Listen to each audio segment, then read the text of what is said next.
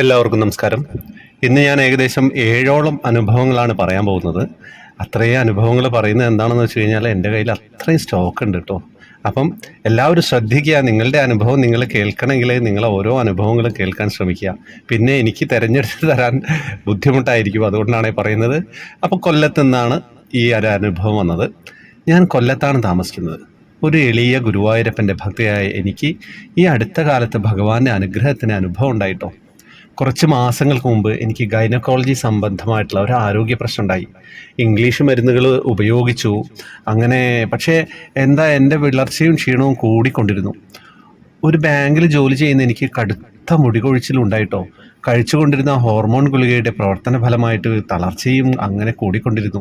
ഞാൻ വളരെയധികം മാനസിക സമ്മർദ്ദം അനുഭവിച്ചു എന്ന് പറയാലോ. ഭഗവാനോട് ഞാൻ ഒരുപാട് പ്രാർത്ഥിച്ചു. എനിക്ക് എൻ്റെ ജീവിതത്തിൽ ആദ്യമായിട്ട് ഏകാദശി വ്രതം അനുഷ്ഠിക്കണമെന്ന് തോന്നി. അതിനുശേഷം എനിക്കുണ്ടായ മാറ്റം ഞെട്ടിക്കുന്നതായിരുന്നു. ഒരു സുഹൃത്തായ ഡോക്ടർ എന്നെ ഒരു ആയുർവേദ ഗൈനക്കോളജിസ്റ്റിൻ്റെ അടുത്തെത്തിച്ചു. ആ ഡോക്ടറുടെ മരുന്നിൻ്റെയും ഭഗവാന്റെ അനുഗ്രഹത്താലും എൻ്റെ അസുഖം ഭേദപ്പെട്ടു. ആദ്യത്തെ സ്കാനിങ്ങിലുണ്ടായിരുന്ന സിസ്റ്റ് രണ്ടാമത്തെ ഡോക്ടറിൻ്റെ സ്കാനിങ്ങിൽ അപ്രത്യക്ഷമായി. ഇത് ഗുരുവായൂരപ്പൻ്റെ അനുഗ്രഹമാണെന്ന് വിശ്വസിക്കുന്നു. വേറൊരു കാരണമുണ്ട് കേട്ടോ. വിശ്വസിക്കാനായിട്ട് വേറൊരു കാരണം കൂടെയുണ്ട്.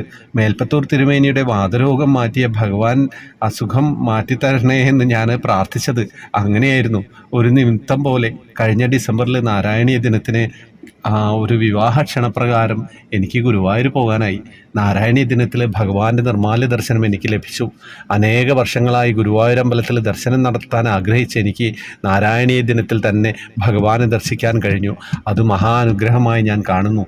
എൻ്റെ അനുഭവങ്ങൾ ദയവായി ത്രിമധുരം ഒഫീഷ്യൽ പോസ്റ്റ് ചെയ്യണമെന്ന് അപേക്ഷിക്കുന്നു. ഭഗവത്പാദത്തിൽ പ്രണാമം അർപ്പിച്ചുകൊണ്ട് ഒരു വിനീത ഭക്ത. എന്താ കഥ!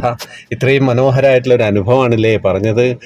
സത്യം പറഞ്ഞു കഴിഞ്ഞാൽ ഒന്നും പറയാനില്ല ഈ അനുഭവത്തിൻ്റെ ആ ഒരു തീവ്രതയെക്കുറിച്ച്.